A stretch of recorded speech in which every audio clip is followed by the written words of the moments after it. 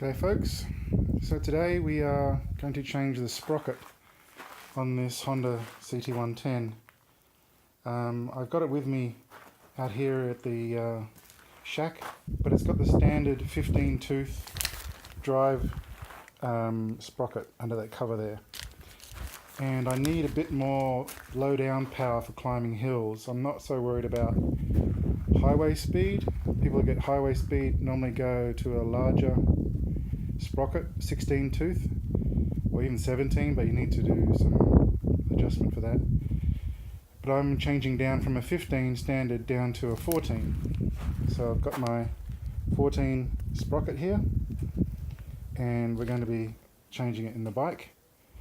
But also, if you can see on the chain length, I'm at the end of the adjustments for the length of the chain, and if I add the 14 tooth sprocket, that means that the chain will be even a tad longer and will be a bit slack. So I'm going to have to undo the chain at the link there and use this tool to break a link, maybe remove one or two links to shorten the chain, and then I can move the wheel back that way, and then it'll be nice and neat again. But when I take the chain off, I'm probably going to clean it off, soak it, and do that while I'm working on the sprocket. Anyway, I'll work on it and let you watch along. So I need to take off the chain guard first. That's a 10 millimeter. I think that's the only thing holding it on. No, there may be one under there. If I can do this one at least.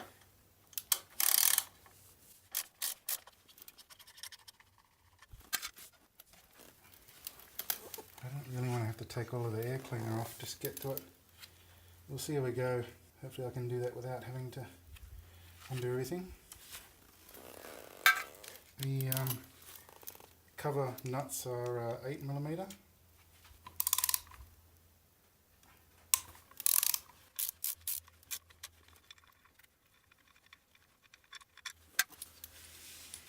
And one at the bottom there.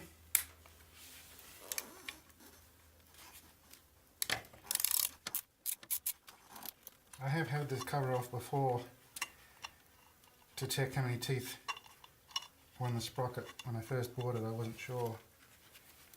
When you buy an old bike, you never know what you're going to find. Yeah, it looks like I should be able to get this out of the way.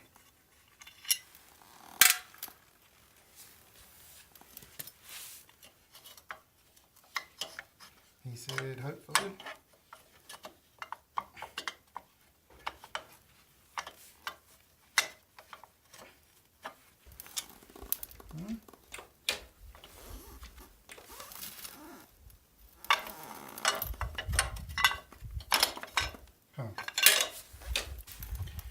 So, to take the sprocket off, you just need to take these two nuts out, and it holds a retainer, and that falls into two holes. It holds the drive cog onto the gearbox. So what I might do is take the chain off first.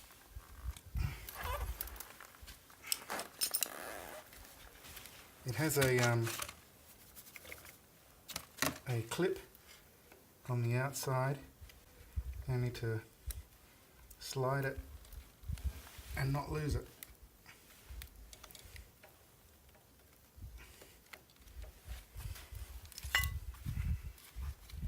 Maybe this might be, here we go, easier. So, don't lose that. The idea is that that holds the drive clip on. I can push that clip off, and the chain will be broken. Okay, so I might take that off and soak it, as I was saying before. I can't really pull it through. Might be to take the gear cog off to get to this end of it. So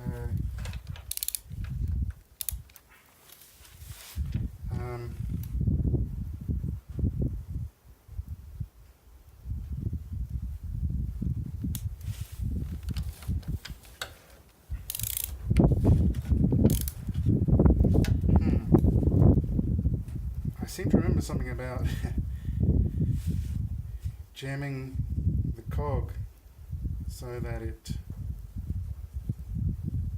could be undone.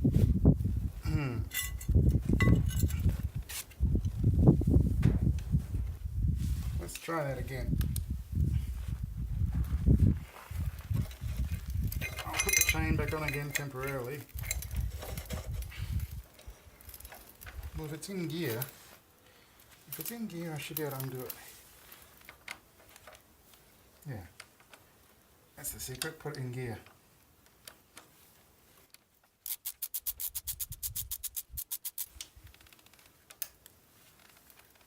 Don't lose that.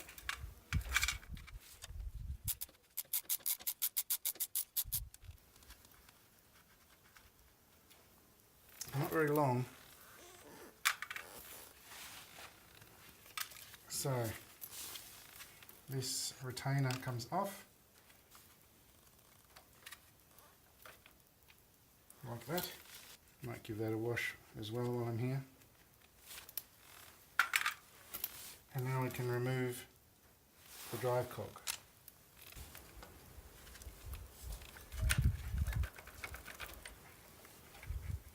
So that's the 15 tooth standard. Yeah, on the back of it, it says 15.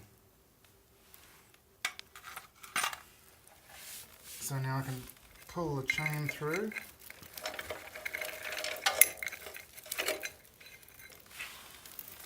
And we're gonna wash it while I work on the other parts. So I'm just gonna wash the chain off in some petrol.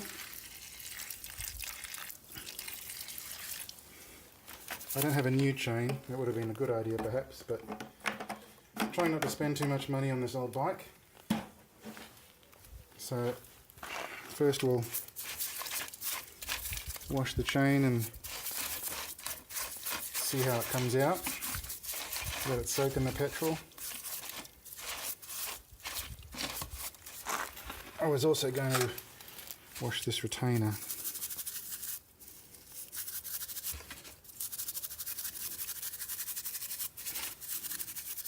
That looks better. And oops, don't lose that. These are the two nuts. They look alright. So we'll just let that sit in the petrol and wash off, and then we'll work on the bike and come back to it. So while the chain is soaking, I'm just going to clean out some of this stuff. I know this has been a bike on a property somewhere before I got it, and looks like it's been ridden over some packing or something. Clean this dirt out while we're here.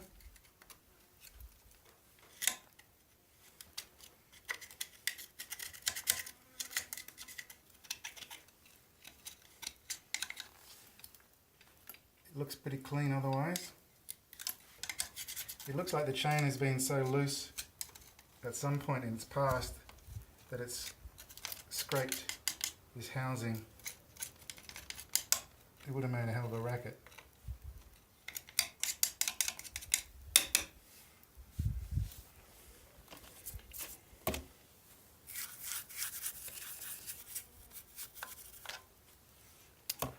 There's my rag.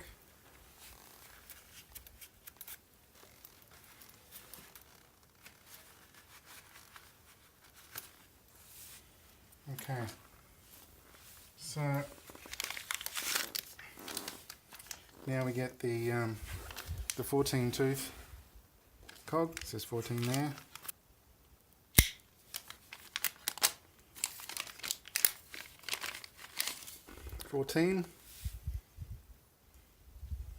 I don't think it matters which way it goes on, but I would assume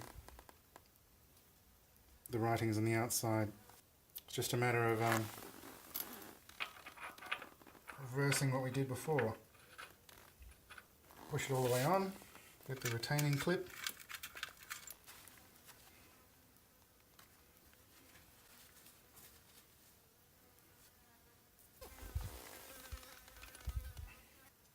It can only go on one way as well. It's got to line up with the holes, of course. Ah, it locks, I see. So the idea is it turns to lock it. There. Okay, so I was right the first time. Kind of. I claim to be right anyway.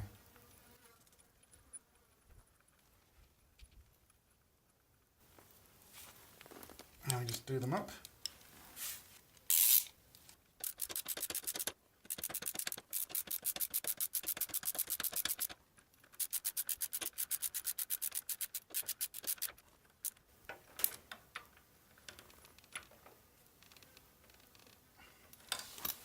When I have the chain on, I'll tighten them again. The next part is to take a link off the chain. Just need to take off this Kodak pin, loosen off the chain tightening, and let the wheel come in. And we'll see how many we need to take off.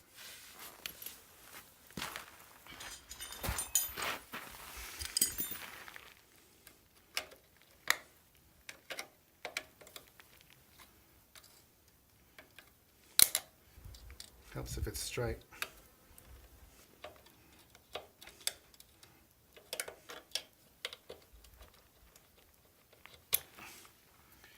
Okay, keep that. The other side doesn't have one. I just need to loosen off these so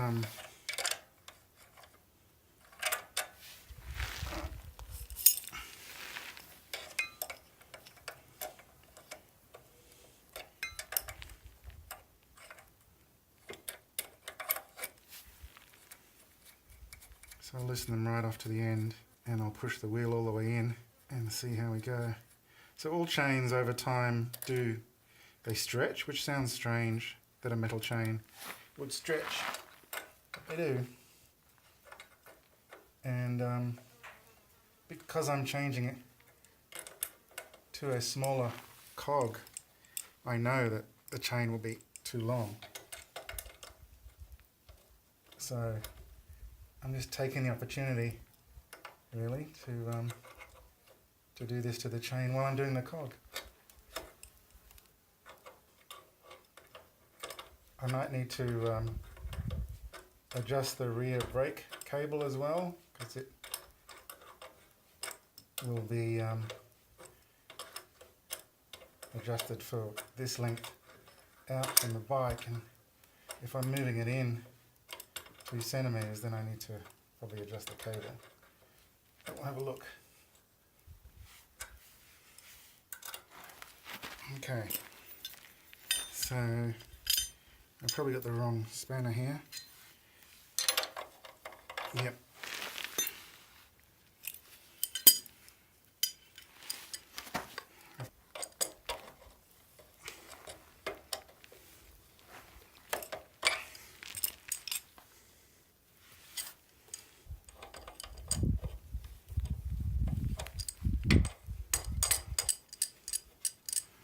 So that's loose. The whole wheel's loose, so I'm going to move it in as far as I can and just put a bit of tension on it just to hold it in place. This blue line is meant to be the chain indicator. So this adjuster has a little notch at the top of it, and the notch is meant to be in between those blue lines. When it's new, it's meant to be on that first line. When it's replaced, it should be outside that other line. Blue should be where it lives. So I'm going to see how long this chain is on the sprocket and see how much I can remove. It might be 2 links. So I'm just going to put the chain on to measure it. I'm not putting it on properly yet.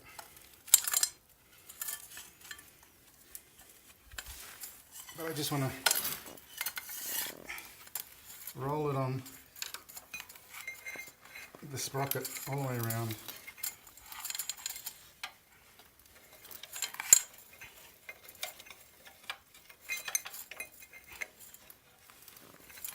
Try not to get it in the dirt. So I just wind the chain over.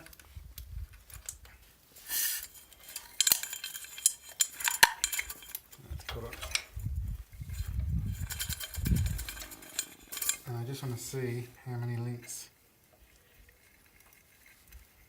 So ideally you want a bit of a slack. I can't see that I need to, so I'm only going to be able to take 1. Okay, so let's take it off again.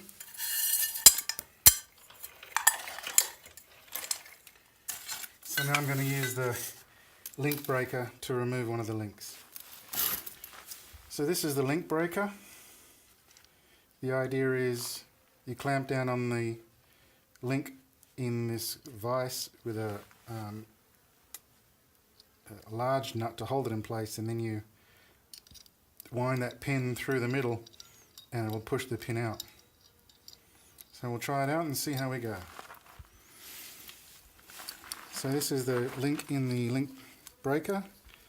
Always remember, when you're taking a link off, you essentially need to take 2, because the master link creates a link. So if you've got the measurement that you need to take 1 off, you really need to take 2, because the master link creates a link. So anyway, this is tightened down, and then we turn this rod, which presses the pin out,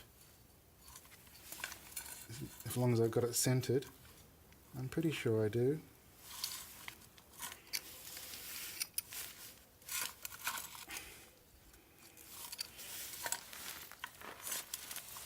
Okay, I can just feel it give. I'm going to press it all the way out. I can see it coming through. It's got to push through both ends of the link. Okay, so it's out. That's the link pin. Don't need that anymore. So I can undo this. This will just fall off. So there we go. So it's 1 link off. So now when I put the master link back on, it will connect up properly. And we're back. Had to change the camera angle, so this side of it's in a lot of sun now. Anyway, this will be the last time it probably gets any sort of actual cleaning. The next time will be probably a replacement. But hopefully it'll last long enough. There we go. Sorry if my hand's in the way now. Still in neutral, so I can spin the drive cog. Just feed the chain on. Chain looks dry now. We're going to put some proper lube on there. Alright, so now I find where my master link is. One in there, one in there. And put the outside sprocket on. The outside retainer, sorry. And then we slide the clip over it. so I can get it out of this tin.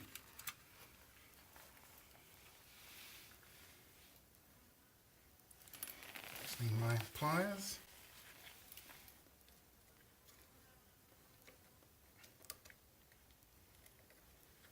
And there we go. So it's the chain all linked up again. And I can already tell I've got quite a bit of slack, so I'm going to be able to move the wheel probably back into that blue zone and we'll still be good.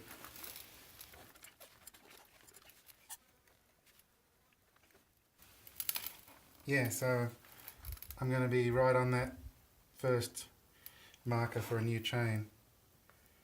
So it's just a matter of reversing what I did. We'll put the cover back on, adjust the wheel, do the tension, and it'll be ready to go. So I've set up the back wheels, it's all adjusted now. This is about the right amount of slack on the chain. Before I put the cover on though, I'm just going to give it a spray with some chain lube.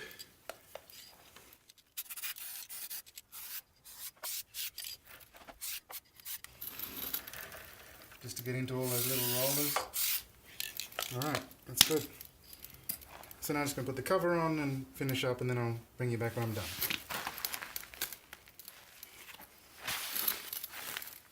So it's all done, cover's back on, everything's looking good. There's just one more thing to add, and then I'll be ready to hit the trail.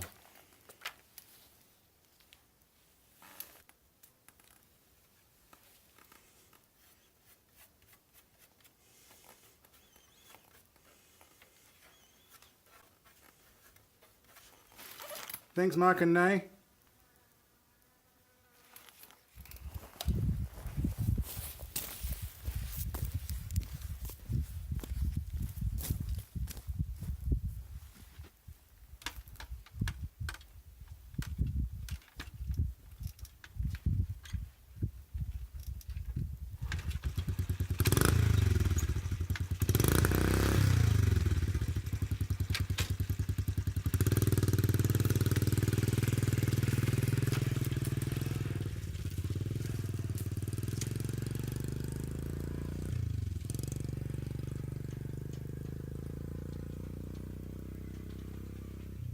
Thanks for watching, everybody. Hope you enjoyed it, and I'll see you on the next video. Bye for now.